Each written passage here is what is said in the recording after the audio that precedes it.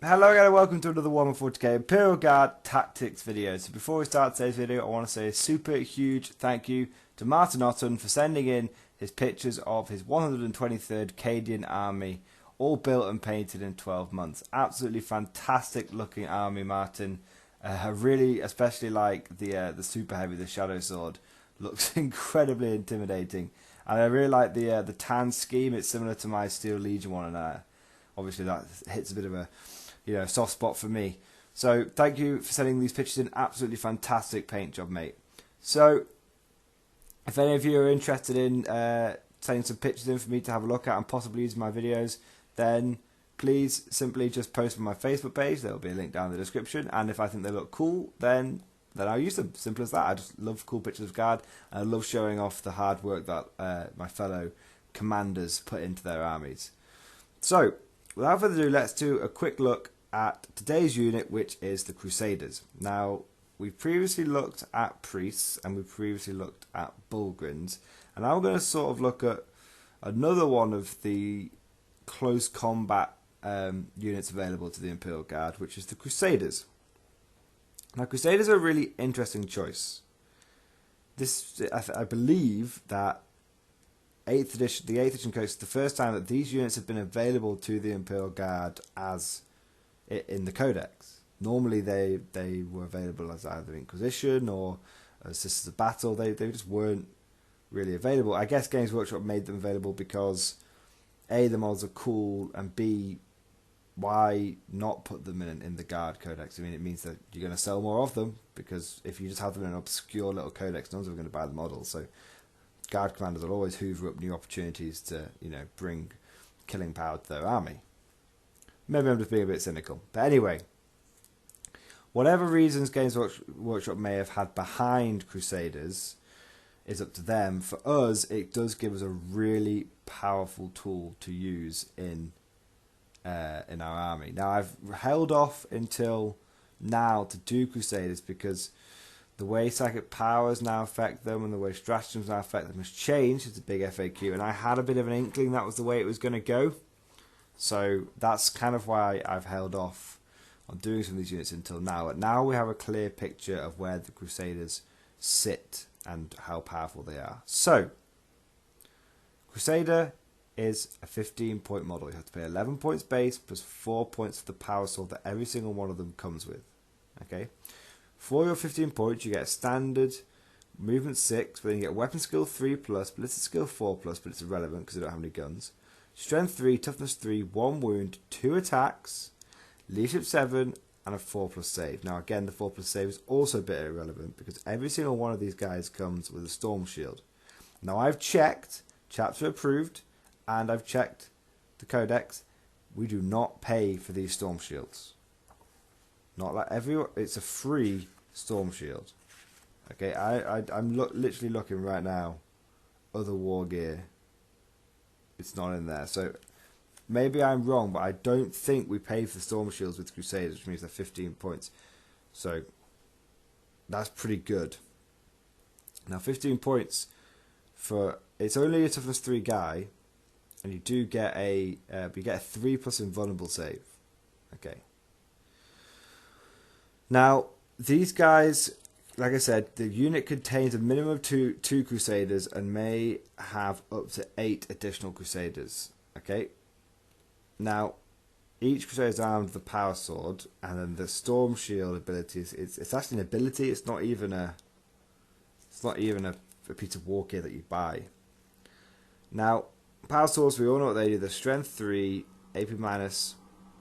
Strength user, AP minus 3, damage 1. Okay. So for your 15 points, you get a tough guardsman, basically. He's good in combat with weapon skill 3+, but he's going to struggle to wound things. He's only strength 3. Now, there's no real way of increasing the strength with these guys. That's a bit of a problem. You can't make them Catachan. They don't have a regiment keyword. They're Imperium, Astra Militarum, Adeptus Ministorum. That's it. They don't have a regiment keyword. So no trying to make Catachan Crusaders. It's not going to work. That would help immensely, but it's not. Which means you'll be winning most things on 5s. So straight away, you kind of have to realise what Crusaders are, which is they're not really a close combat blender unit. They've all got power swords, but they'll struggle. They will struggle to wound things. Okay, what they are good at is holding tar pitting. They're a really good tar pit.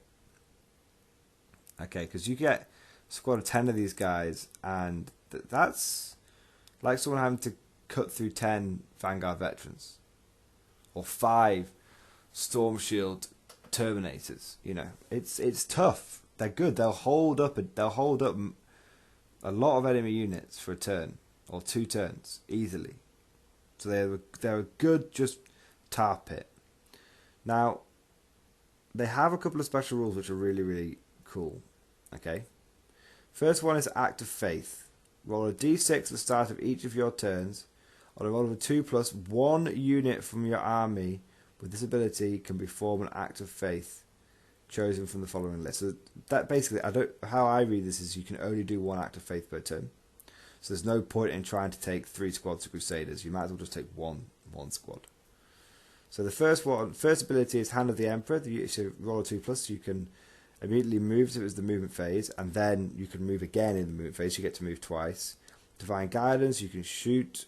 You can shoot twice. So again, that doesn't help you because you don't have any guns. The Passion, the unit can, if it's within 1 inch of an enemy unit, immediately pile in an attack of it with a fight phase. So you get to fight twice. That's good. That's really good. And last one, Spirit of the Martyr. 1 model in the unit recovers D3 lost wounds, or you can return a single slain model to the unit with 1 wound remaining. Okay.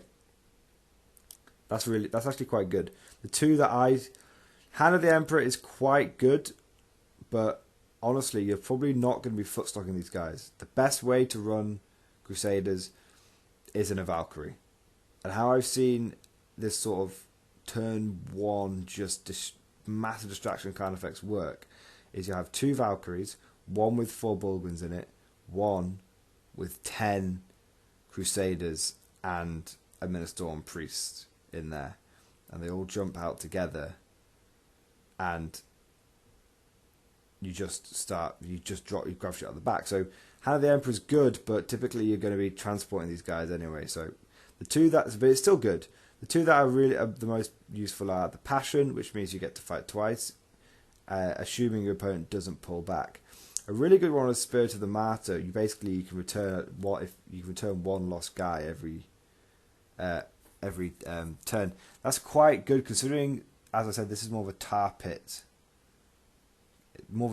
kind of a unit rather than an absolute blender unit.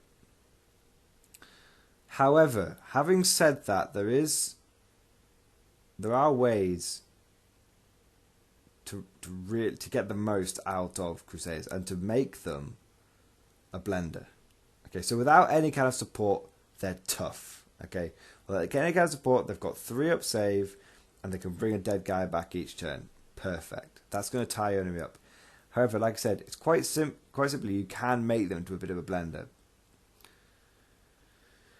You take Crusaders, you take 10 of them, and like I said, you take a Minotaur and Priest. Okay, Minotaur and Priest, as you've noticed, they really just go so well with a lot of things in the guard codes. They're a bit of a hidden gem. And what you do is Minotaur and Priest gives you an extra attack with these Crusaders, which means if you are able to take these guys and charge them into an enemy unit. Okay, let's say orcs are coming up, okay, or something similar to orcs, some kind of horde unit, okay, and you really need to blend through them. You can charge in, and your Minotaur and Priest is there, so you've got 3 attacks each per guy, so it's 30 attacks. Now you have the Zealot ability on these guys as well. You can reroll failed hit rolls for a unit with this ability a turn which is charged, meta-heroic intervention, or is charged by an enemy unit. Okay, so you can get in there. So you've got 30 attacks, rerolling hits, and you're hitting on 3+. So you're going to hit with loads, and you're going to hit with at least 20, 25, something like that. Now you're only going to wound if you're facing orcs, and you're only going to wound with like a third of them. But that's still what could easily be 8 or so. It could easily be between 8 and 10 dead orcs. easily. And that's a good chunk of a mob taken out. Okay, now they're going to strike back. And maybe, maybe they'll kill a lot of you. But if you've got a few left over, then guess what? You can start using the passion. So you get to fight twice. You can start bringing them back. You can see these guys can become a bit of a blender. But the problem is, and this is why I said at the beginning that I don't consider to be the blender, is it relies on the fact for them to be a proper blender, okay, where they will get to attack 6 times. They'll get to use 6 attacks in one turn. Relies upon the fact that the enemy doesn't pull out of combat. Okay, because what happens is, imagine you charge Crusaders in, and you're like, yeah, Zealot, cool, and you hack some things up. Your opponent isn't. If you kill plenty of stuff, your opponent's not going to be like, oh, I better stay in combat with these guys. What he's going to do is he's going to fall back and then shoot you or charge you with a fresh unit. Now, for some reason, if you go in there, so what it relies upon is you going in there, and your opponent for some reason deciding to stay in combat, at which point you'll then be able to use the passion, which lets you get 2 attack twice, and you've got the Storm Priest nearby, which means you get 3 attacks twice, 6 attacks per guy. Remember, this happens at the beginning of your turn, using this act of faith, which means you'll never ever be able to use. I don't think you'll ever be able to use Zealot with the passion. I can't see how you can ever use the passion and Zealot. It's not possible. So, there you go. It relies on you charging the enemy, and then them for some reason not falling back, and then you get to. It's just very difficult. It's very unlikely circumstances.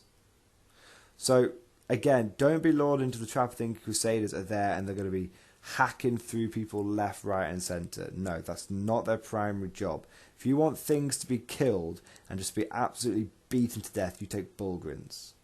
Crusaders aren't for that. Crusaders are there to tar pit things. Okay? And kind of that fits in their fluff. In their fluff, they're there to protect the Minister and priests. And that's what they're good at doing. They're good at protecting. Okay, but one last thing to bear in mind. Is these guys are only leadership 7. So if you lose a few of them, you could start losing several more to Battle Shock. So just bear that in mind, okay? What do I think of Crusaders overall? I think they're a very good unit. I don't use them often myself because they don't really fit with my playstyle. As you guys know, I'm all about the quantity versus quality. And a thing I always ask myself is this unit that I am taking better than its equivalent points value in Guardsmen? So if I want to take 10 Crusaders, it's 150 points. Chucking a Priest, we're looking at almost 200 points. Now for almost 200 points, I can get 30 Guardsmen with an officer, 150 points, and that gives me 50 points left over some upgrades. I can get myself some heavy bolters, some grenade launchers, some plasma. I can get a heavy bolter and a plasma grenade in every single one of those squads. And will the Crusaders do more damage than that? It's tough to say. Okay, it's tough to say, and they're about equal in terms of durability as well. So, but they do. That's what I'm trying to get you guys to understand with the Crusaders. This is what I'll sign off on. They're not something that you just footstock across the board. They have to be almost used like a missile, a Crusader missile, back of a Valkyrie. They jump out and they start tying things up. That's how you get them to be worthwhile. Okay? That's how you get them to be worthwhile. So, hope you guys enjoyed this video. Please leave lots and lots of comments. How do you use your Crusaders? What do you think of them? I give them a solid sort of 6.5, 7 out of 10. I'd say 6.5. They're a solid unit. They're not absolutely top tier, but they're good. And they can serve a very specific role. So, what do you guys think? Thank you for listening, and I'll see you guys next time.